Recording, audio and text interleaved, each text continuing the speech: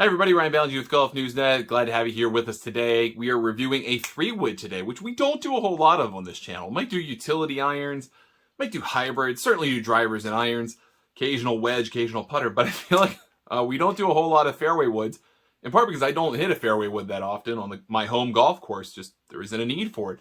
But I've been given this Honma TR21. It's the Big LB 3-wood. It's a unique model for the company. It's something that's become maybe a little bit more common in the fairway wood space. So I've been giving it a try for the last couple of months and wanted to do a review about it for you because I find this a really fascinating club on a variety of different levels. So this is the TR21 Big LB 3-wood. So this is the idea behind this is that it is a longer shafted, bigger bodied 3-wood. So it's meant to kind of be a gap between a fairway wood you might carry and tend to more hit off of a fairway lie or a grassy lie, and a driver, which you may not be as accurate with off the tee. So you want something that's kind of a fairway finder, a little bit bigger, a little bit longer to get a little bit extra distance, a little bit stronger in terms of a loft. So 14 degrees, a lot of them are these days are 15 degrees. Some companies do a strong 3-wood at 13.5 degrees. So we're right in there in that strong 3-wood range. And the idea with this is to have a bigger package in terms of overall head profile, give you something that you can look at. It's kind of like a driver light, hit it off the tee with confidence, but not be so big and so unwieldy and so kind of clunky that you can't hit it into a par 5 if you need to hit it from a turf lie and feel comfortable doing that. So the overall profile, yes, is bigger than your typical looking 3-wood. And that's the point. It looks not quite as deep as a driver, but I'll give it within a half inch of some drivers that I've hit, half inch to 3/4 of an inch. And so there's plenty of room to look at it, plenty of end-to-end space to hit with. So you've got a nice big wide face to work with. And you might be wondering, well, with this big headed design, how am I supposed to get the ball up in the air? I've got a lot to work with, a lot to get through turf if I'm going to try to hit this thing. How am I going to be successful with this going into par 5s? And it has a unique design to it, I think, relative to other 3-woods in the space that allows it to perform really well. So the way this is designed is that the crown and the face and part of the sole are one thing. They're all made of titanium, which is rare to 3-woods enough as it is. But then you've got this sole plate here, that's steel. So the steel acts like a heavier weight because it is heavier naturally compared to titanium. And therefore you have more weight in the sole region. So that drives down the center of gravity. Then you've got this 12-gram weight right here, which you're really not going to move, but it's screwed into place. That weight further moves back the center of gravity. So now you've got something that's got plenty of forgiveness, a low and back CG. It is designed to get the ball up in the air. And that's what it does for me, at least. I've hit this off of tees, off into par 5s. I've had no problem getting this club into the air. And I typically, for whatever reason, do not hit fairway woods really well in the air relative to how I hit my irons. I mean, if you've ever watched me do review videos, you know I hit moonballs with irons. But I don't really do that with a driver. And I don't really do that with fairway woods. With this, though, I didn't really have a hard time getting the ball up in the air. And I really like that about this because that means I felt confident trying to hit something long and high instead of a runner. And sometimes you want that going into a par 5, especially those longer par 5s where if you're playing, depending on your capability, just something that's an uncomfortable distance for a long iron, just a little too long, or maybe it's something where you feel like you got to muscle up a little bit to get into your target. Often that means you got to come in high.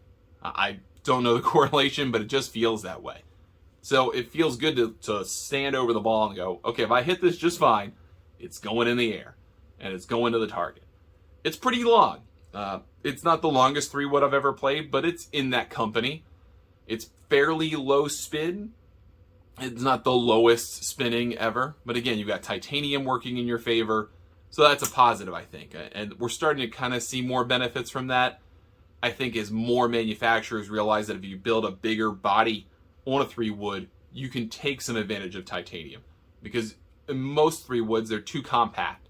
They don't have enough space, they don't have enough cc's, enough displacement to offer a benefit of having titanium, at least a very noticeable one. So if you have a titanium 3 wood, the odds are you're gonna have a bigger body. Idea of hitting it longer means you're probably gonna also hit it off the tee more frequently. I have felt comfortable getting this thing home from 265, 270, which I think is a great asset to have.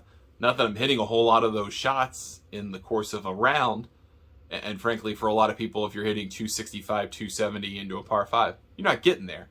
But if you can get yourself into the just outside of a comfortable long iron play or hybrid play, this can really work well, can do a good job.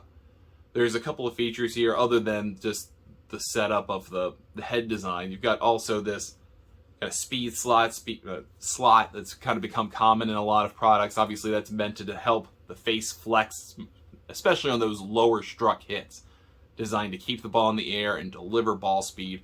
It's got that here.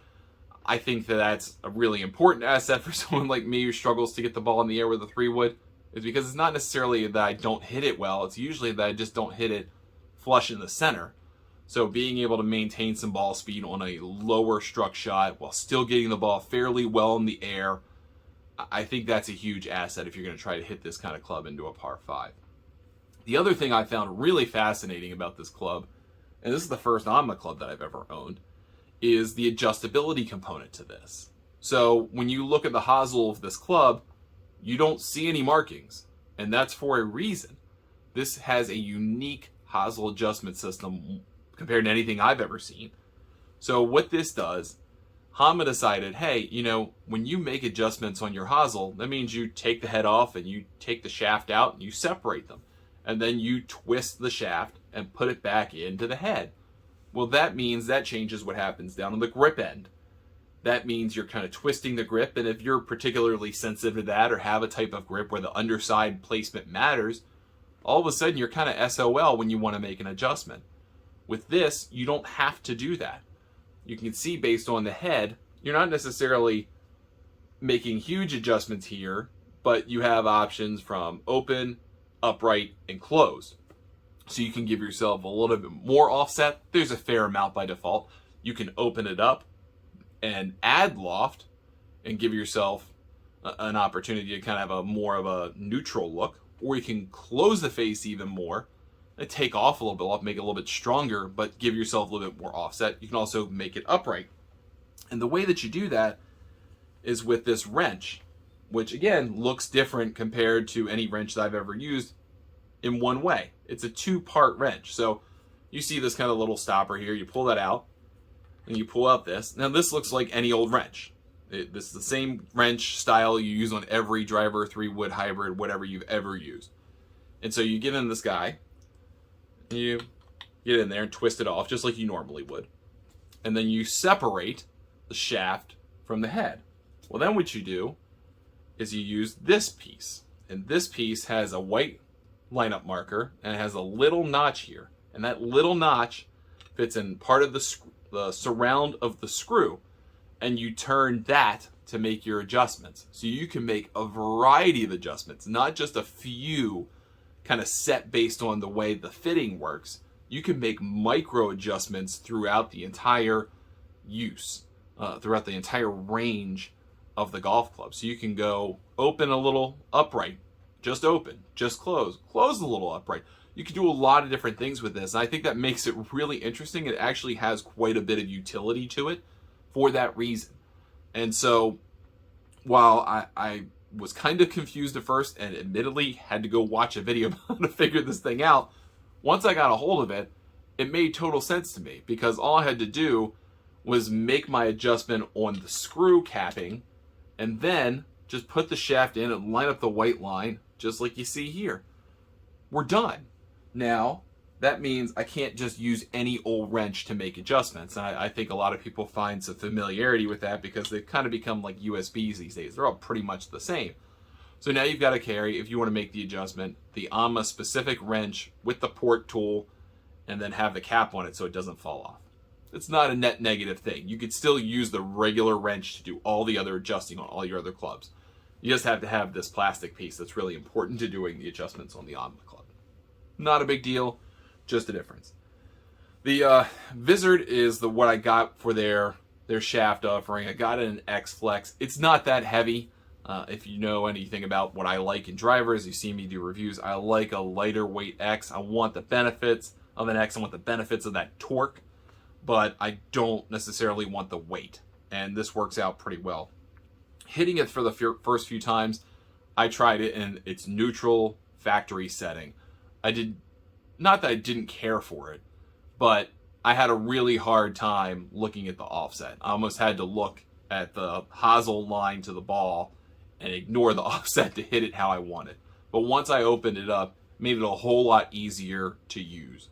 It is, again, meant to be longer, so it is a little bit longer of a shaft. So if you don't feel comfortable swinging long irons or really long clubs off of turf, this may not be for you.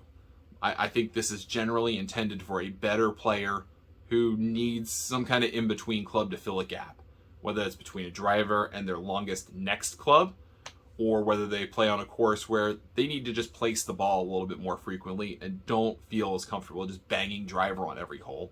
It's not me, but there are a lot of golfers who feel that way.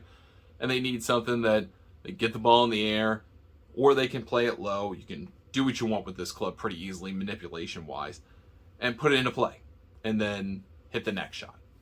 And then occasionally, maybe you're going to use this once around, twice around, depending on the length of your par fives, to go ahead and hit this thing. It's a really good golf club. Right now, it's an end-of-season price, so you're looking at like $200 to get it. That's a great entry point for a lot of people because this club was closer to the $300 range when it came out.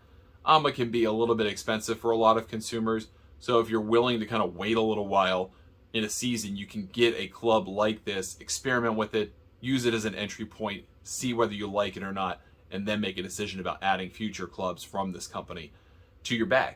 But I'm a fan of this one. Like I said, it is not the longest 3-wood I've ever hit, but it has a whole lot of utility, gets the ball in the air really easily, and allows me to do exactly what I need to do with a 3-wood on occasion on golf courses that I'm playing that are not my home course.